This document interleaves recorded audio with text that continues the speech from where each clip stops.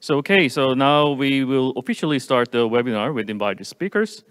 Without further ado, I'd like to ask Mr. Auke Venema, a strategic advisor of the Dutch Ministry of Defense, to present the Dutch National Defense Research Policy. Okay, the stage is yours. Ladies and gentlemen, dear friends from the Netherlands Defense Industry and the Netherlands Research and Technology Organizations, I'm very thankful for the opportunity to participate in today's webinar.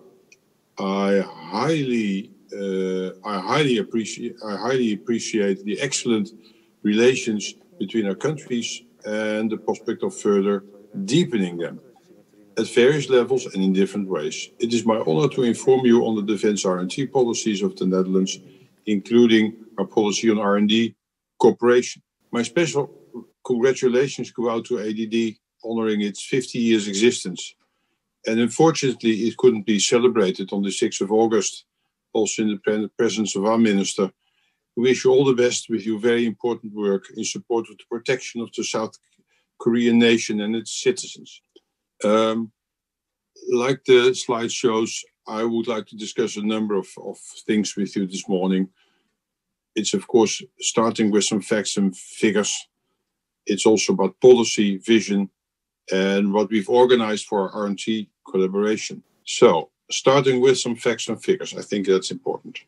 To maintain what we call our defense-specific knowledge base for the Ministry of Defense and create knowledge on new research subjects, the Netherlands MOD is investing about roughly 140 million euros per annum. And I've been explained that is in your currency about 180 billion won. And it's about 40 R&D programs that are involved. In the Netherlands, we do this in a special way. We maintain long-standing partnerships based on laws and special arrangements with our three institutes, TNO, NLR, and Marin. They conduct defense R&D on our behalf. On top of that, we cooperate with universities, industry, bigger and also small and medium enterprises, and startups. They also provide us with knowledge and assistance to develop the military capabilities we need. Recent developments on defense R&D. Since 2018, we have published a number of policy documents relating to R&D and R&D. They include our last defense white paper, a defense industry strategy, and a defense innovation strategy. These documents were accompanied with additional investments in research and technology and innovation. And we were especially aiming at so-called new technologies like AI, quantum and data science, as well as cyber, ICT, and firepower in support of high-end capabilities. Additional investments in the development and procurement in military capabilities, especially in the maritime domain, have started as well.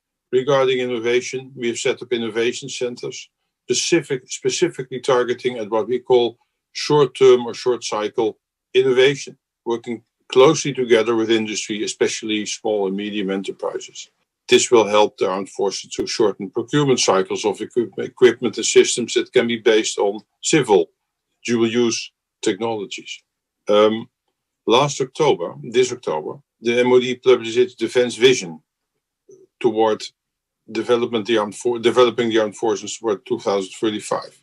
More on that in a moment. And there's also another policy document to be released very, very shortly. It's our Defense Strategic Knowledge and Innovation Agenda. I will tell also a little bit more on that in a moment. Both documents, for those interested, by the way, are and will be available shortly in English. I'm sorry, not in Korean, but in English at least.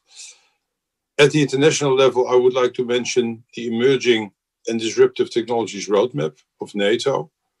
We strongly support that roadmap, and we are participating in new related research activity in the program of work that NATO conducts. I also would like to mention the European Defence Fund.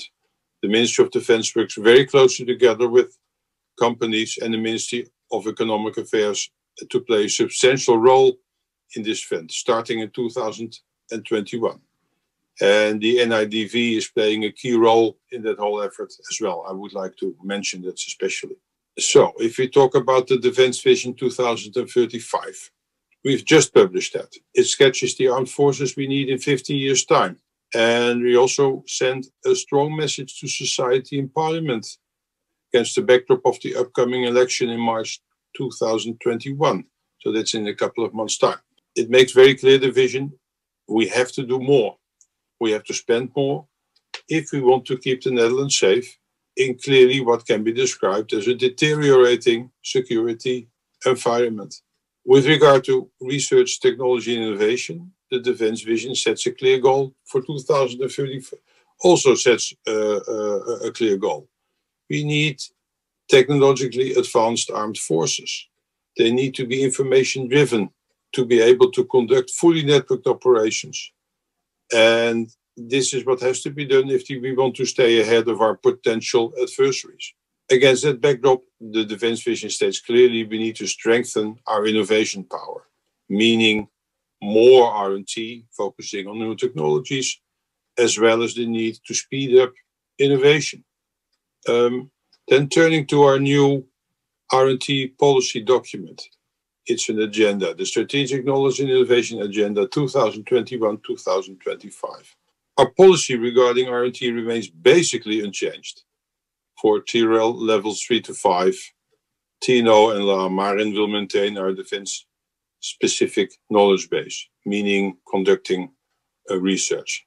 But we also see closer cooperation with universities and businesses to expand our knowledge base, connecting to fundamental research in the area of quantum, for instance.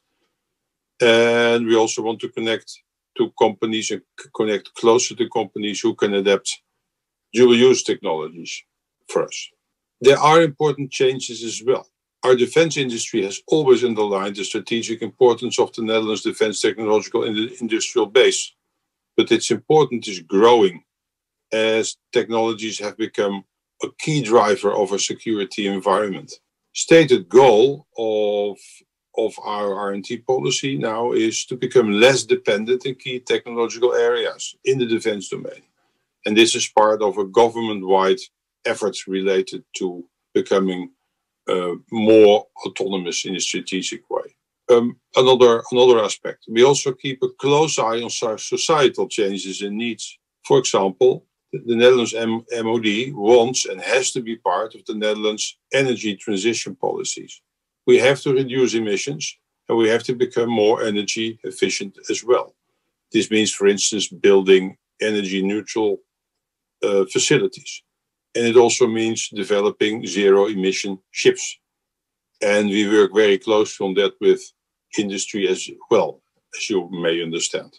Another example is also the need with changes in society. We need to deal with our aging population. Demographics are working against us. And I think you experience the same trend in your country, if I'm well informed. This means developing new capabilities. We have to reduce the manpower they require. So also against that backdrop, robotization is a key area of interest. The Strategic Knowledge and Innovation Agenda sets clear guidelines for R&D. On the one hand, what we call technology push. We have to use the full potential of emerging and disruptive technologies. On the other, capability pull. We have to keep a close eye on military operational, organizational, as well as societal needs. And of course, overall, the changes in the security environment of the Netherlands and in the world. The Strategic Knowledge Innovation Agenda sets clear priorities. More research, specifically regarding new technologies. We need to speed up innovation. Cutting red tape is a critical condition for that, as well as adequate means. Finally, we want to intensify cooperation with industry, big companies, as well as small and medium enterprises. The MOD is fully aware that we cannot and will not implement the vision and the knowledge and innovation agenda without these partners. We want to set up more innovation hubs, more ecosystems, and we want to do that on a more permanent basis. So, now some words on defense research cooperation. We do a lot of that, as a matter of fact. We work together with a number of strategic partners on the basis of MOUs. They include Australia, Canada, France, Germany, Norway, Sweden, the UK, and the US. We also work together on a permanent basis with all the NATO member states in the NATO Science and Technology Collaborative Program of Work. The Netherlands is participating in over 200 activities.